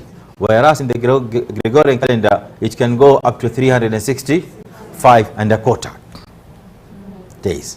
So that difference of 5 days matter in terms of the rate. And for that reason, they came up with this calculation. This is a very quick calculation to show you, if a Gregorian calendar is used, then the rate of nisab is going to change to 2.5777 and not 2.50. And the calculation is here. The number of days in a lunar month is 29.53. The total number of days in a lunar year is 12 times that figure. And the obligatory rate of zakah, the Sharia rate, official one in our Sharia, is 2.5. You can see it here. Now we have in a solar calendar 365. This one here, 365 days. So the obligatory rate will be 0.025 times 365 divided by 354. Where did we obtain this? Is the total here of 12 times 2, 29.53. Okay. So that is briefly to just to keep you for you to keep at the back of your mind that scenario if it may happen. In a normal situation, this is not recommended, as we have said earlier, and what is recommended is to stick to the Sharia, 2.5% and nothing extra. Okay, So next we are looking at al-mal al-mustafad, money that is earned, that money that is gained during the hawl period. Okay, now I want you to increase, to open your minds and your knowledge, and to add up on top of the graph that we have talked about something else that we're discussing now. If you want to refer back to the 100,000, I want to stick to this example so that your understanding becomes quicker. So I have 100,000 in Sha'ban last year. I have put this money in an FD account. You know what FD is, yeah? Fixed deposit account. It's an investment account, or any investment instrument, any, not necessarily an FD in Gulf Bank or whatever. Any instrument of investment, I've put my 100,000. All right. So next, what happened? The second situation is there are two conditions. Condition number one, أن يكون المستفادا في الحول. There is a gain in that hawl, and this has got two situations. One, أن يكون من جنس الأصل. That is, the gain that I have made is coming from the original principle, from the original genus of the kind of wealth that I had. Now, going back again to 100,000, deposited in an FD. After 3 months, or they give profits after 3 months, after 6 months. So after 6 months, my 100,000 and 12,000 at a certain rate, expected rate of return. We're together on this, yeah? Tuko pamoja. Sasa, that is situation A. That I have made an earning from wealth of the same genus. Number two, I have made an earning from wealth of a different, and not actually genus, I should not use genus here, a source would be better. So I have made an earning from the original source, I have made an earning from a different source. How is that? 100,000, let's move on now. Now 100,000 in an FD account in Sha'ban last year. After 3 months, after 6 months, I made a profit. The profit arose from the 100. So we know that 12,000 is coming from the same source, which is 100. So how do you treat the 12,000 at the end of hawl? Are you going to say 100 plus 12,000, or you'll say this 12,000 has not achieved the hawl? You're going to say 100 plus 12. Why? Because the 12 was born from 100,000. And therefore, it is not a must for the 12 to complete hawl, because it is attached to the source. We're together on that now. Okay? All right. And that's what we are saying here now. أن يكون متفرعا من الأصل كالولد. If even in zakah on animals, if I had 4 heads of camel in Sha'ban, 4 heads of camel, am I liable for zakah? No, because the nisab is 5. But along the way, during the hawl, after 4-5 months, one of the she camels gave birth to one more camel. So now there are 5. Come this Sha'ban, am I liable for zakah? Yes, even though my starting wealth was not liable for zakah. I was under nisab. But now I have achieved nisab in the middle of the hawl. And that extra gain I had was arising from the same source that I had. Yes. A camel has given birth. Your 100,000 has given birth out of investment. So that extra gain is attached to the source. So does it mean that even in a business environment, maybe whatever that you started was below nisab, but by the time the hawl completes, you are above? Excellent. We always trust the source. Investment gains follow the source principle, and so on. Are we together on this? Okay. Now, so the ruling here is, as we're saying, فَيُضَمُّ إِلَى الْأَصْلِ وَيُزَكَّى بِحَوْلِ الْأَصْلِ. So in this case, we are combining. And then at the end of hawl, we are counting it as one basket. Yes. Very good. Situation B is this. That أَنْ لَا يَكُونَ مُتَفَرِّعًا مِنَ الْأَصْلِ. Now, the extra gain that I have obtained is coming from a different source. A good example will be, if I had 100,000 in Sha'ban, after 6 months, my close friend came to me and said, you know what, I just decided to give you a gift, just out of my love for you. Take this 50,000, please. So I take 50,000 from him after 3 months. Close friend of mine. So I have 50,000, and my account already reads 100,000. At the end of Hawl, I have how much? 150. But is this 50,000 going to be counted with 100? It's not. Why? Yes, because it is not coming from the same source. It's coming from a different source. So I am going to put this 50 aside. I'm not even going to start a Hawl with it. Why? It has not achieved Hawl. So I'm going to keep 50 aside. This money is not counted anywhere under zakah. It's just there lying. If I was gifted 70 or 80, now I will start another Hawl. Because nisab is 60. So at the end of Hawl, I'll pay from the 100,000, not from 160, from 100,000. And this 60, I received it which month? I received it in the Hijjah. So that is another Hawl, Hawl number 2. You can have 2 Hawl, you can have 3 Hawl, you can have 4 Hawl. Yes. Yes, you can have 2, 3 Hawl different times of different types of wealth. And that's the beauty of Islam, that you always give. We are together in that, yeah? Okay. So, if it is coming from a different source, we don't combine, it's kept aside. Now, with that in mind, we are solving this question again. Will your answer change or it will remain same? Huh? The answer is same. Okay, let's.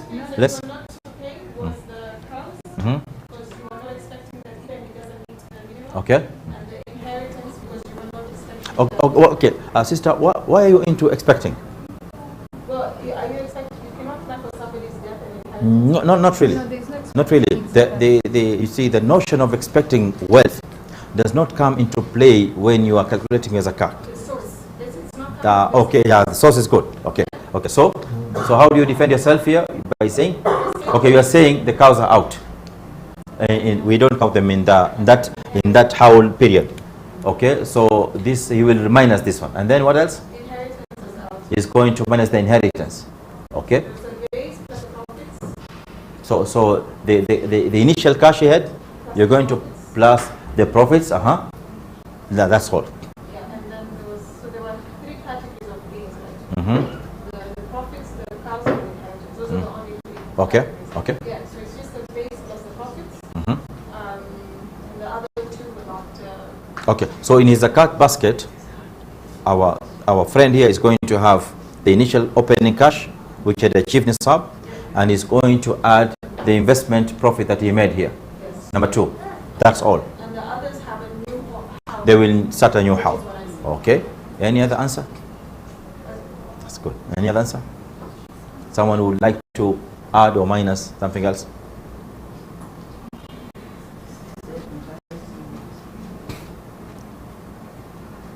Do you agree with the sister's answer?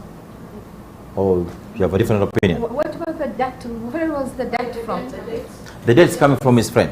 Yeah, but was it from the original wealth? No, that's why it's different. It's different. The cash that he had for nisab was there. This debt came from on top, from somewhere, another source. But he was expecting that debt. It doesn't really matter. He expected, didn't expect, just the guy came and paid him up after 8 months. So when you talked about the creditor, saying I lend somebody money and that person is reliable. Okay, so then to defend yourself there, you should have said, if this, actually he's been paid. He's been paid. But I get your point. Yeah, I get your point. If he's able and is not an habitual defaulter. Okay, so that will come to determine whether he was supposed to have counted this or not. But in this case, he has already been paid. The money has come in. Yes, it's coming. Yeah, so that is You don't look into that. Yes, the money has come in. I think the first thing we put the money in the basket because it has reached a certain Secondly, will be the profits. Okay. We'll add it, but Very. the rest, depending if it has reached a nisab or not, you set there. Very good answer. A very good answer. It's not far from what the sister said. Very good. And I really like that answer because you say depending on whether it has reached the nisab. And based now extending by extension, that point which we have just said here, number one is out completely because the cows are 5. And the nisab for cows I gave you is 30. So we don't even start the hawl because they are below nisab. I fully agree with your answer. Excellent. This is going to be combined with the cash that he had, because what this implies is that he invested this money. He invested this money. That's why I'm telling you, he made a gain from the nuqud. This is naqad and this is naqad. So he made a gain from the cash. So you can assume that this is an FD account. He had put 500,000. After 8 months, he made a gain. So that gain is going to be combined with the cash. Now, the inheritance money is going to start its own hawl, depending on whether it has achieved nisab or not. It's below nisab, there's no hawl. It's above nisab, that's a new, it's on. He has inherited 1 million, he's not going to put it with this money. That is a new hawl that is going to start from that point of time when he received. The money he has been paid back, which was a loan he gave to his friend, it's also going to start its own hawl, depending on whether it achieved nisab or not. Because these are different sources. So money that is associated to the same source only is the one that is combined to make one hawl.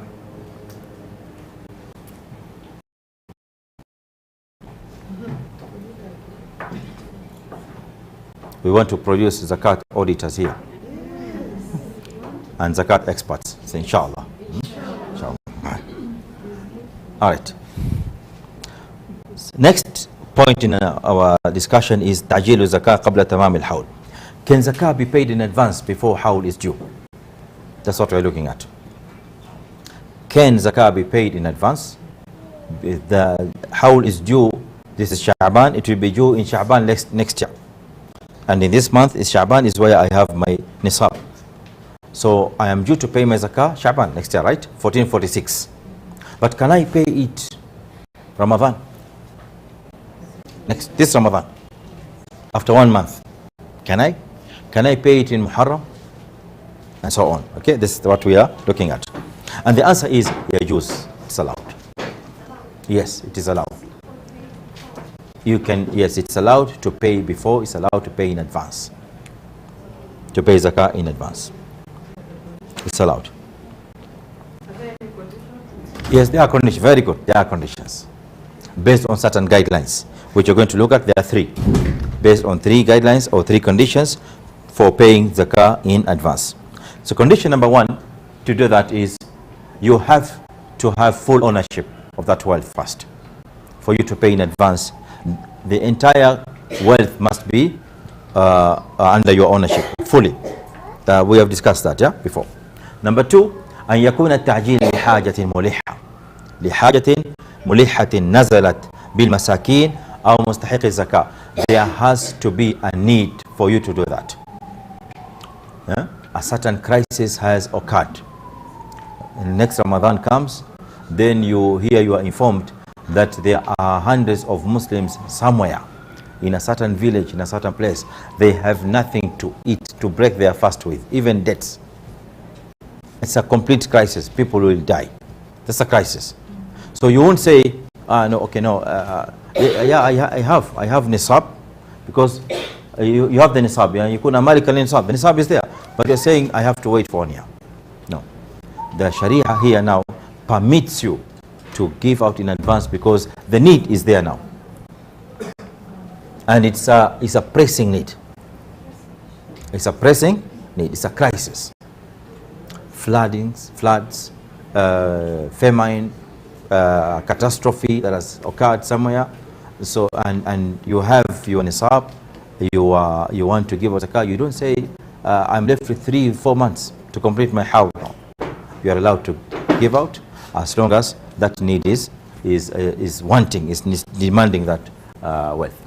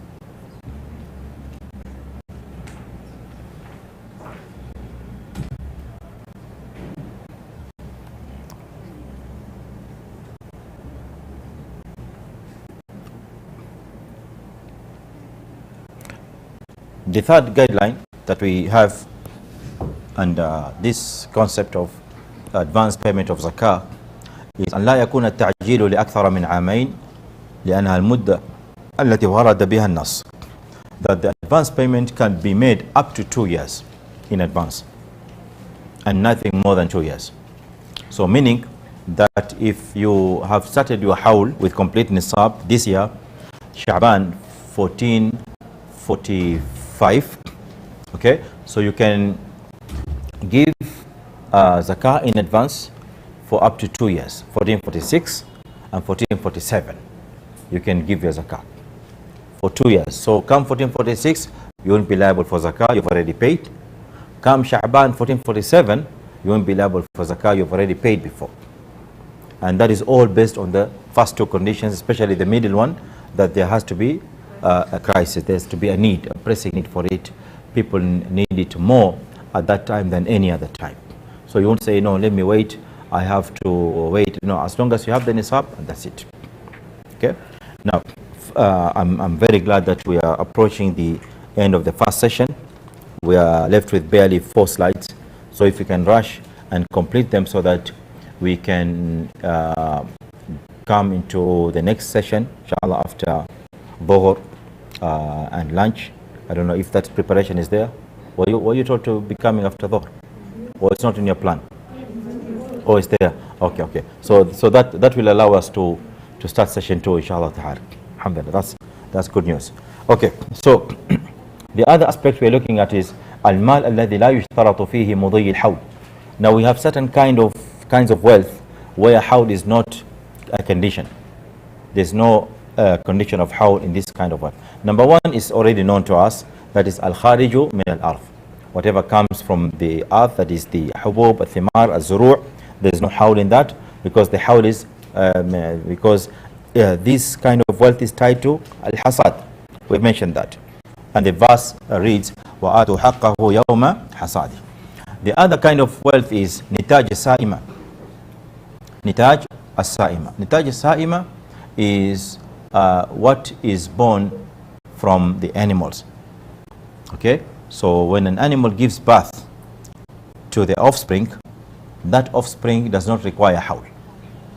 We have also touched on that a little bit, yeah? So now we are mentioning it in specific terms. And additionally, a profit that is associated to the principal. So you have a principal that has been invested somewhere and it gave birth to profit, then that profit does not need hawl because it will follow the principal that you had at the beginning of the year. Are we clear with all this? So all these items don't need hawl, and they follow the hawl of the asl. I mean these two, the last two, they follow the hawl of the asl. Animals and the principal amount invested. Okay. The last point we are concluding with, inshallah, our discussion, and then if time permits before prayers, I can open a small window for questions because I promised for like 2 or 3, and then we break for salah, inshallah. مسائل متعلقة بشروط الزكاة. أولا هل يشترط في الزكاة البلوغ والعقل? In this discussion we are looking at whether or not bulugh is a condition to pay zakah. For you to be liable to pay zakah, are you required to be baligh? Or zakah is a must even on a child's wealth, on a kid's wealth? A kid who has inherited from his father, the dad has passed on, he's become an orphan, or by any chance he happens to have wealth, by any means, that is halal. So will zakah be liable on that wealth or not, because he's a kid? And al-aql, will zakah be liable or a must on a person who is insane? He was sane previously, he had a lot of wealth, then he went crazy. So will he still be required to pay zakah and is not sane, not is in his senses? Or what's the answer? What do you think?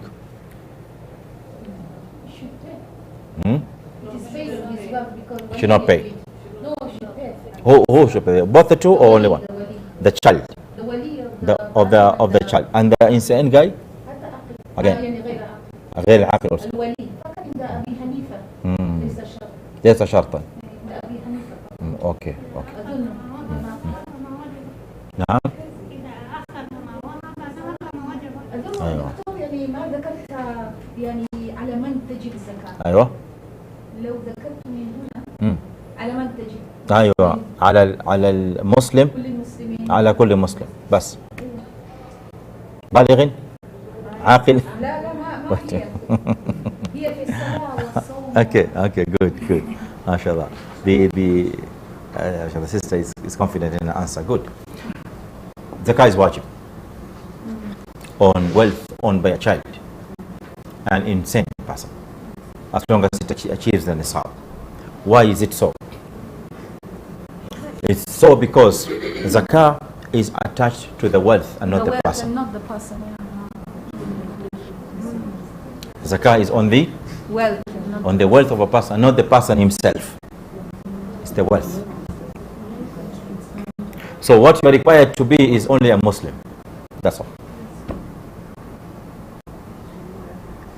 لأن زكاة حق المال. حق المال. And we have read so many verses about this, yeah? وفي أموالهم حق. وفي أموالهم حق للسائل والمحروم. So this verse gives us proof and evidence that zakah is wajib on mal, and therefore we don't look at the person whether he's baligh, he's not baligh, he is sane, he is insane. No, it is haqqul mal. Allah said wa fi amwalihim haqq, so it's wajib on mal. Are we together? Right, now what happens if the wali, the sister was talking about the wali and the wasi. Wali and the wasi is the person who is made in charge of an orphan to take care of the orphan's affairs until he grows up, and he takes care of his wealth and so on. Now what happens if that person became negligent and did not pay zakah for a number of years until the orphan grew up and became baligh by him, and then he discovered that zakah was not paid out of his wealth? What is he supposed to do? Huh? For the past years, yeah. From the nisab, he's supposed to pay? Yes, and that's the answer given by ulama, including Imam Nawawi. In his book called Al-Majmu', he says the following: وجب على الصبي والمجنون بعد البلوغ والإفاقة إخراج زكاة ما مضى لأن الحق توجه إلى مالهما ولكن الولي عصى بالتأخير فلا يسقط ما توجه إليهما. So the orphan, when he achieves puberty, becomes baligh, he is supposed to pay up all the zakah that was not paid from his wealth, because it is still wajib. Are we together? The same thing applies to the majnoon, whose wealth was not paid zakah from.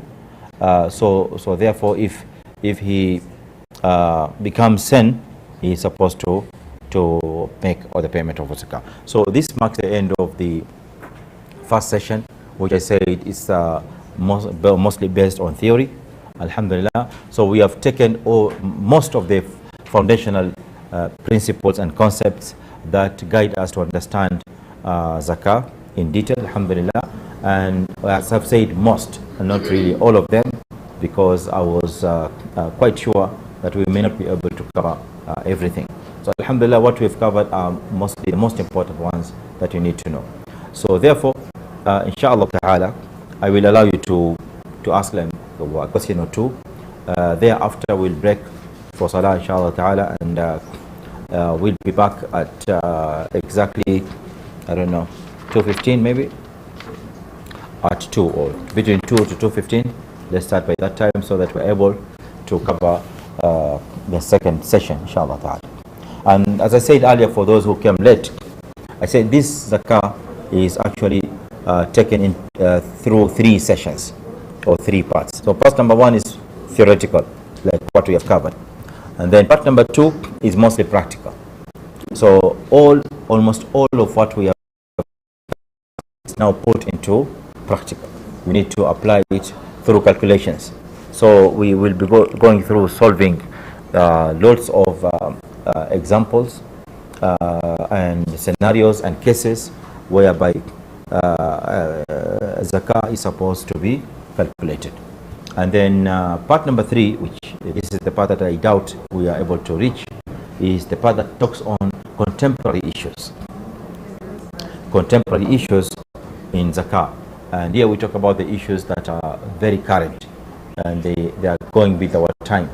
We have stocks today, we have sukuk, but the equivalent of bonds and securities in the conventional market. Okay. Now, we have prayers. Tell them we have prayers. Yeah, tell what we have to break for prayers, then we'll continue. Yeah, they want to tell okay. So these are some of the contemporary issues.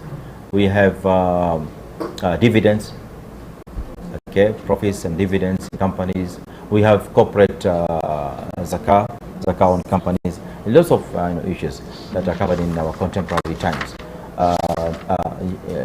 We will see, inshallah, what arrangement we can do to reach that area. But to the very least, at least we should be able to put into application most of the principles that we have discussed, because it will be quite incomplete for you to come out of the session having studied fiqh zakah, but you don't know yet how to calculate zakah on gold and how to calculate zakah on cash.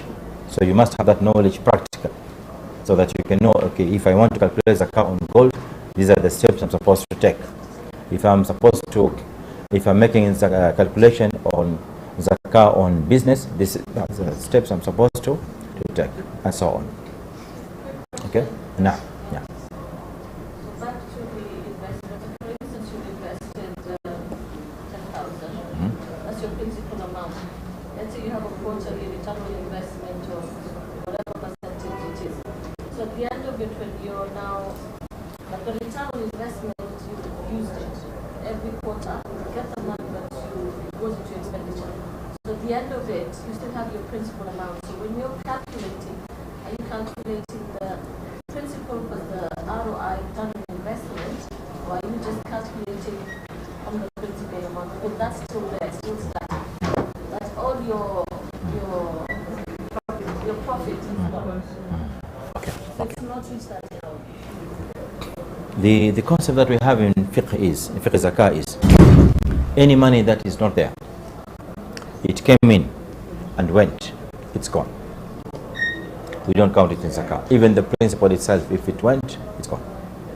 Okay? So and this question is quite common, especially amongst our brothers who are indulged in a lot of business dealings. I do get these questions quite often, that a brother, let's say, has acquired, for example, 10 million, 15 million Kenya shillings, and all that money within a week has been put into business. Then comes the end of the year, and the brother is now worried, how do I give out zakah? And all the money is gone. And after that investment, after like 6 months, gets another 10 million and puts it back again into business. Okay, so it becomes like recurrent. Now, at the end of the howl, this guy is left with barely nothing. Okay, so what zakah is he supposed to pay? And the answer is, as long as no money was left to stay for howl, there is no zakah. And you should not be worried about that. No matter how many millions you have held in your hand, as long as you have put it into business and it's working and it's creating economic activity, you don't worry about that. But that principal amount is still there. It's still generating. Yes.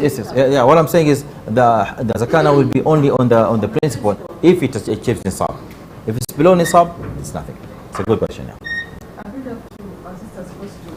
In business, the money is coming in and going, but you still have some stock, the rate that the business is going on, you still have some stock, you just don't have the cash, whether it's for the principal or the profit. It's like an ongoing thing, you're buying, you still have existing sister, stock. if you have stock, it's something else. Because the stock will be treated as stock until the end of the business cycle, the zakat cycle. You are counting haul, you had your opening stock, you'll go with it up to your end of haul, then you are going to look at your closing stock. That is something else. Here we're talking of business that whereby, okay, now I see your point. I see your point, good. We have two kinds of, let me say, should I use the word inventory or should I use the word stocks, because it has two different connotations. But generally, you see, in a business, we have assets in general. We have assets, yeah? Now we have assets which themselves make up the business activity by themselves. We talk of mobile phones. You are selling mobile phones. So this is your stock, this is your inventory, and these are your assets at that point of time. So at the end of the business cycle, or zakat cycle for that matter, you are going to look at this stock, how much is left unsold. You're going to put value and start calculating your zakat. Now, in another scenario, your assets are, for example, trucks. This is what normally happens with our brothers. A person has 3 lorries, 5, 10 lorries, okay? Now, these are the assets. Now, you cannot consider these as stocks, because they are not meant for sale. These trucks are working to generate income. You understand? Now, at the end of haul, we are not going to look at the lorries and start putting value and calculating. No, there's no zakah on these lorries. You understand? There's no zakah on the lorries. Zakah will be on the yield, the proceeds of the lorries. The lorry has brought income. Assuming that income is staying somewhere, accumulating, that is where zakah is going to be. But the lorries, no. You see the difference now, yeah? Good.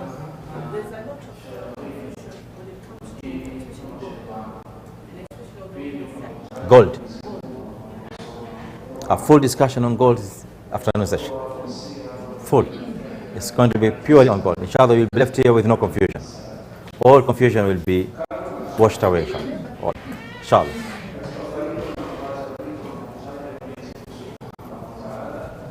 That's why we'll be talking about the calculations and everything. So we'll talk about calculation of zakah, gold, currencies, everything. Inshallah.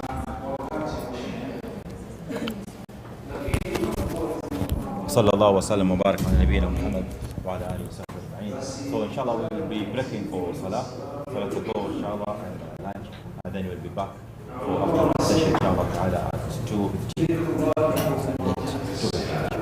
Shukran, jazakumullahu khairan. Assalamu alaikum wa rahmatullahi wa barakatuh.